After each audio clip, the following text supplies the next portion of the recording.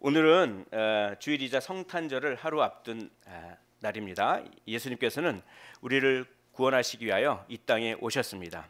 이 사실은 무엇이냐? 하나님이 우리를 사랑하신다. 하나님이 우리를 사랑하신다.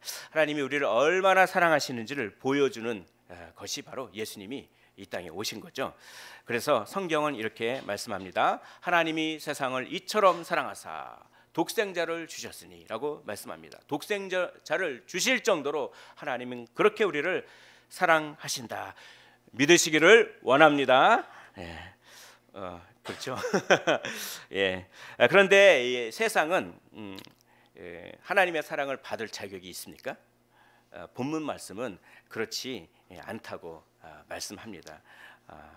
이 세상은 멸망의 길로 가고 있죠. 오늘 말씀은 이 세상이 멸망으로 향하고 있다고 하는 것을 전제로 해서 말씀하고 있어요. 왜냐하면 여기 이렇게 돼 있잖아요. 이는 그를 믿는 자마다 멸망하지 않고, 그럼 만약에 믿지 않으면 어떻게 된다는 거죠? 멸망한다. 그러니까 이 세상이 뭔가 멸망의 길로 가고 있다고 하는 것을 전제로 해서 이 말씀이 있는 거예요. 그렇죠? 이 세상은 멸망의 길로 가고 있습니다. 만약 예수님이라고 하는 이 소망을 믿음으로 붙들어서 방향을 싹 전환하지 않고 자기가 살던 대로 계속 그대로 산다면 결국 멸망이라고 하는 종착지에 도달할 수밖에 없다는 것이죠. 살던 대로 살다, 살던 대로 산다. 내비도 이렇게 살다 죽게, 이런 말 많이 하죠. 내 삶에 간섭하지 말라는 겁니다. 그런데 그 말에 진리가 있어요. 진짜 내비두면요, 이렇게 살다 죽으면 진짜 그렇게 돼요. 그렇게 됩니다. 그러니까 방향을 전환해야죠. 살던 대로 산다고 하는 것은 이거예요. 성경은 말합니다. 이 노아 시대 사람들이 홍수가 나기 바로 직전까지 뭐 했다고 했습니까? 먹고 마시고 시집가고 장가들었다. 그렇죠. 그게 살던 대로 사는 거예요. 영원한 생명에는, 영적인 거에는 전혀 관심이 없고 육적인 것만 그냥 뭐 먹을까, 뭐 마실까, 어떻게 행복하게 살까, 어떻게 좋은 집 장만할까, 그렇겠죠. 영원한 생명에 전혀 관심이 없고 단지 현세의 행복에만 관심을 가지는 것, 이게 살던 대로 사는 거예요. 이렇게 살면 멸망의 도로 한가운데 있는 것이라고 말씀합니다. 멸망의 도로로요, 속도를 가지고 몇십 킬로의 속도로 갈까요? 10대는 10km로 갑니다. 10대 때는 시간이 좀 안 가요. 빨리 어른이 되고 싶다. 20대는 20km로 갑니다. 제법 시간이 조금 빠르네. 벌써 30이야. 망했다. 내가 선이라니. 이렇게 되고 30대 되면 30km로 갑니다. 40대 되면 40km로 가고 50대 되면 시간이 50km로 가고, 이제는 내가 살 날이 살아온 날보다 점점 그렇죠? 그렇게 되는구나. 60대는 60km로 가고 70대는 70km로 가고 80대는 80km로 갑니다. 시간이 너무나 빠릅니다.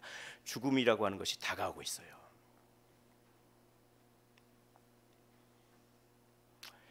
타락의 도로에서 80km, 90km로 달리면은 금방 어떻게 될까요?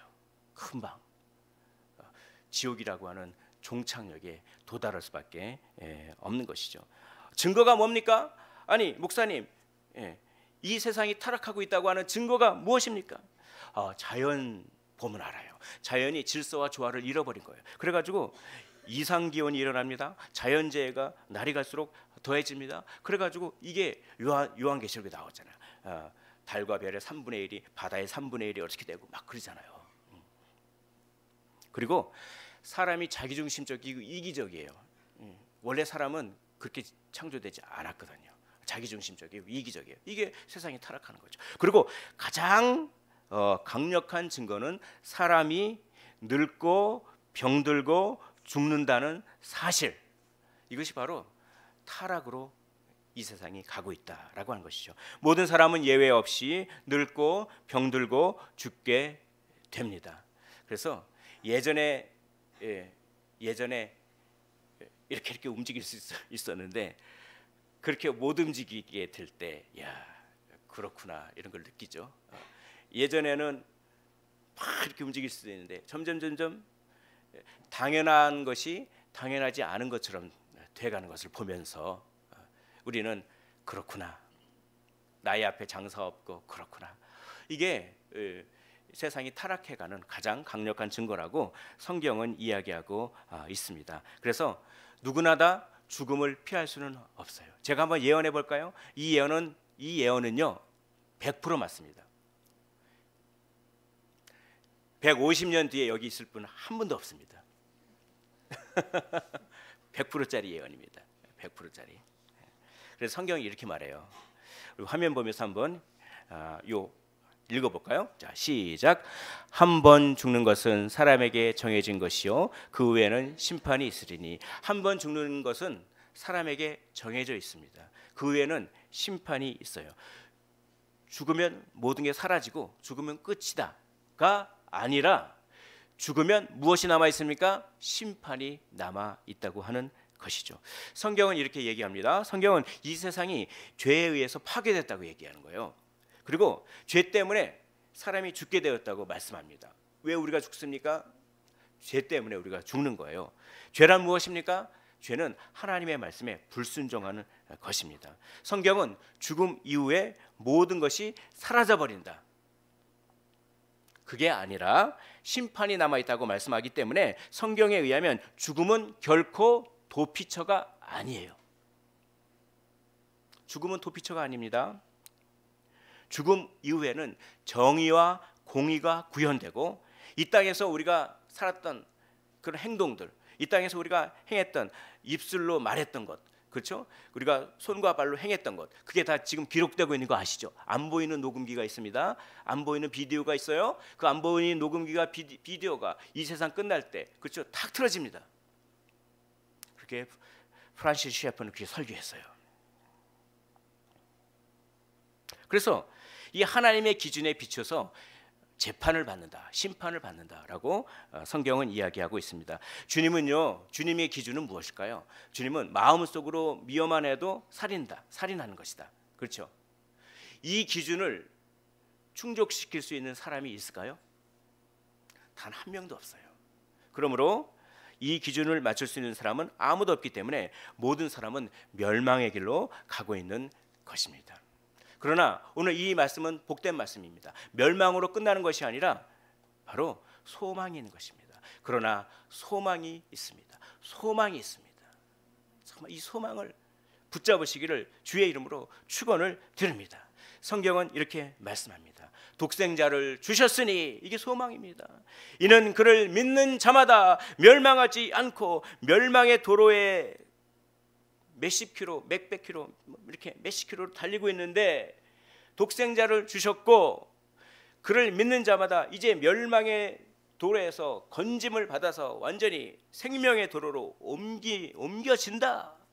이 소망을 오늘 얘기하고 있는 것입니다. 하나님은 독생자 예수 그리스도를 보내셔서 죄의 문제를 해결하셨습니다. 그를 믿는 사람들의 모든 죄의 값을, 우리의 모든 죄의 값을 모아서, 죄의 값은 사망이죠. 그러므로 죽어야 되는데 예수님이 우리의 모든 죄를 다 전가받으셔서 담당하셔서 그 죄의 값을 받으셨습니다. 십자가에서 죽으셨습니다. 또한 예수님은 온전히 하나님의 말씀을 다 순종하셨어요. 여기 계신 분들 하나님의 말씀을 100% 다 순종하셨습니까? 일단 저는 아니에요. 저는 아닙니다. 저는 아닙니다. 어제만 해도 제가 뭐 그랬어요. 뭐 그랬습니다. 예, 그랬어요. 뭐 그랬습니다. 예. 그런데 예수님은 하나님의 말씀을 온전히 100% 다 순종하셨을까요? 하셨습니다. 그리고 그 순종을 다 나눠주셨어요. 다 나눠주셨습니다. 그러니까 우리의 죄는 예수님께서 다 모아서 대신 죽어주시고, 예수님의 순종은 우리에게 다 선물로 나눠주셨어요. 그래서 그 선물을 믿음으로 받기만 하면 하나님의 눈에는 우리가 죄를 하나도 안 진 것처럼 여겨주신다. 할렐루야. 그러므로 거기에 소망이 있는 것입니다. 그러므로 이제 예수를 믿으면 멸망의 도로에서 벗어나 영생의 도로로 옮겨지게 되는 줄 믿으시기를 원합니다. 이게 너무나 기쁜 것입니다.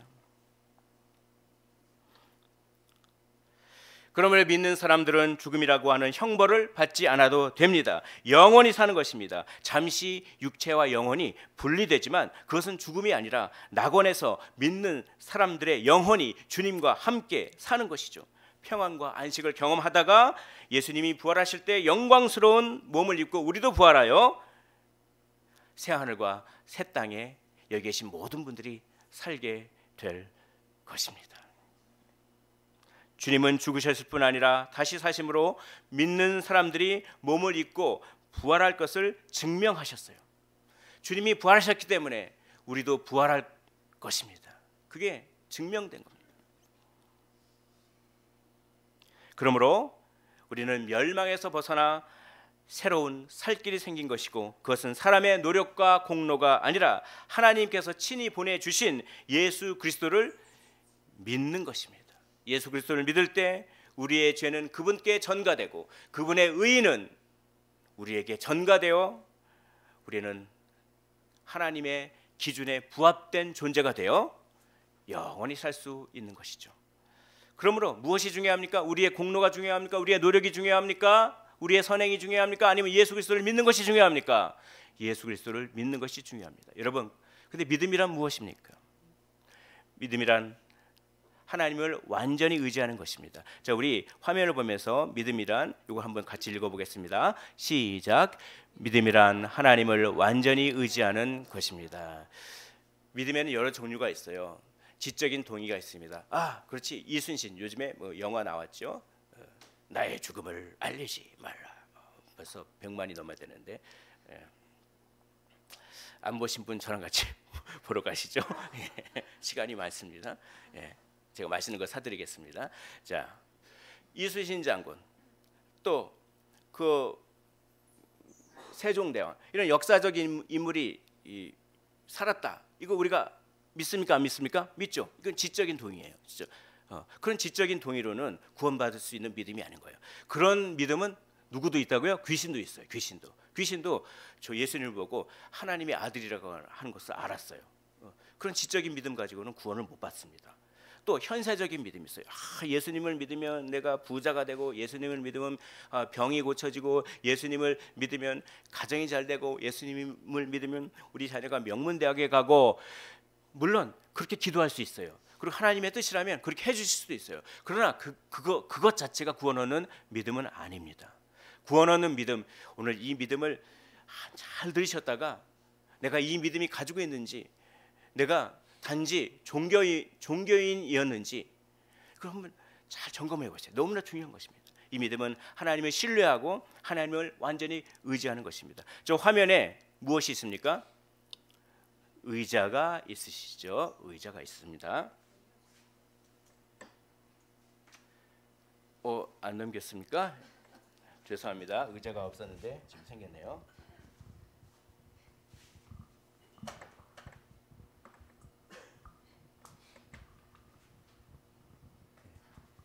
오늘은 특별한 날이라.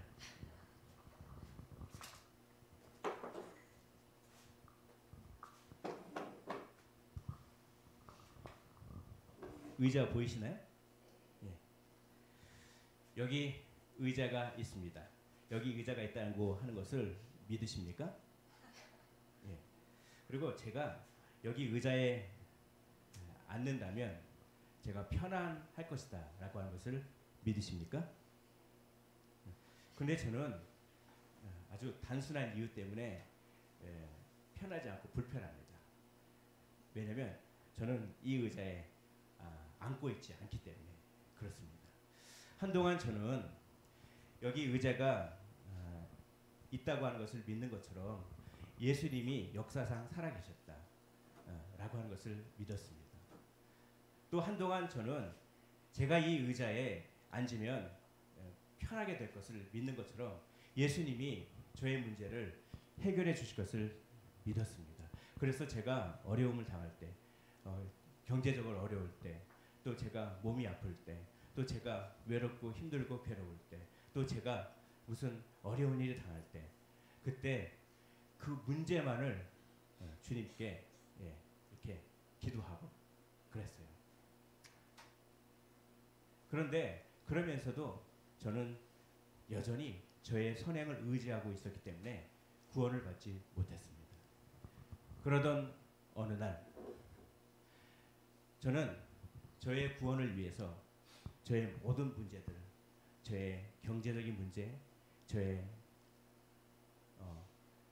육체의 아픔의 문제, 저의 과거의 상처의 문제, 저의 미래의 불안의 문제, 저의 가정 환경의 문제, 이 모든 문제를 다 끌어안고 제 자신을 예수 그리스도라고 가정할 때 그분께 맡겼습니다.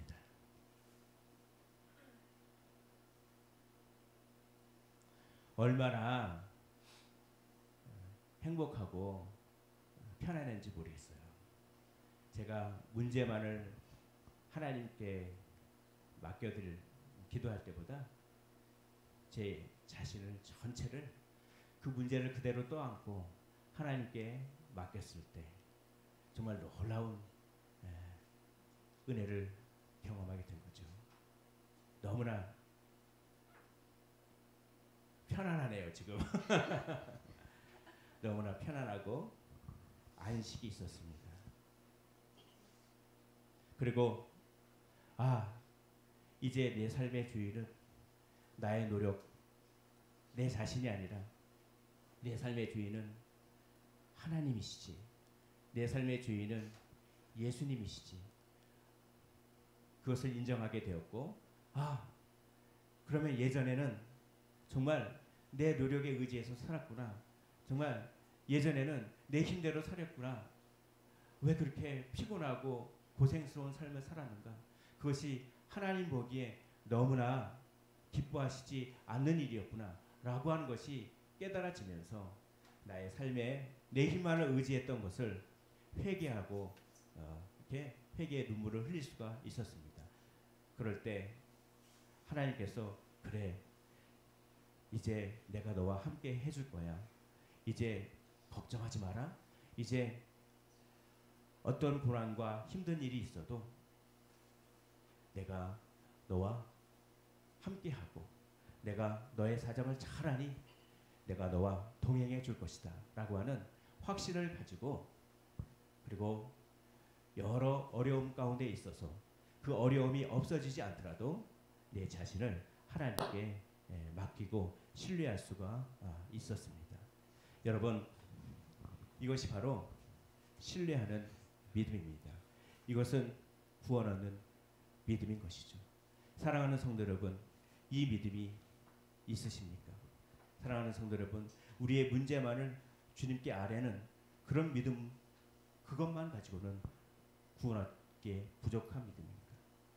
우리의 자신을 다 주님께 의탁하시고, 그리고 내 중심적으로 살았다고 하는 것을 슬퍼하면서 회개하시고 내 인생을 주님께 온전히 의탁하는, 주님을 신뢰하는 믿음을 가지실 때 예수 그리스도께서 우리의 삶의 주인이 되어서 우리를 구원하시고 우리의 삶을 가장 선한 것으로 인도해 주신다고 하는 것을 믿으시기를 원합니다.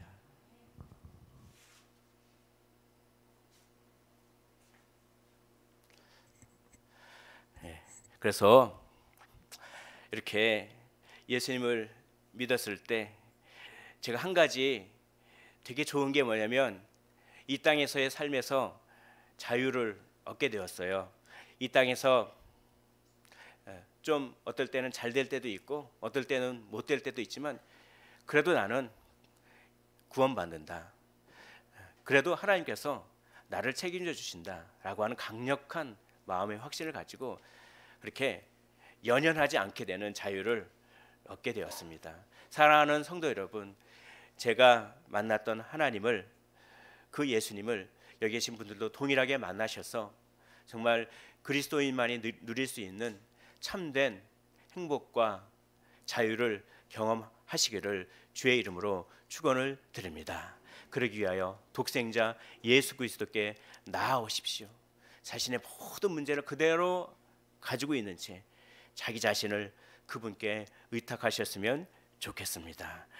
우리 이 말씀 읽고 마치도록 하겠습니다. 자, 시작.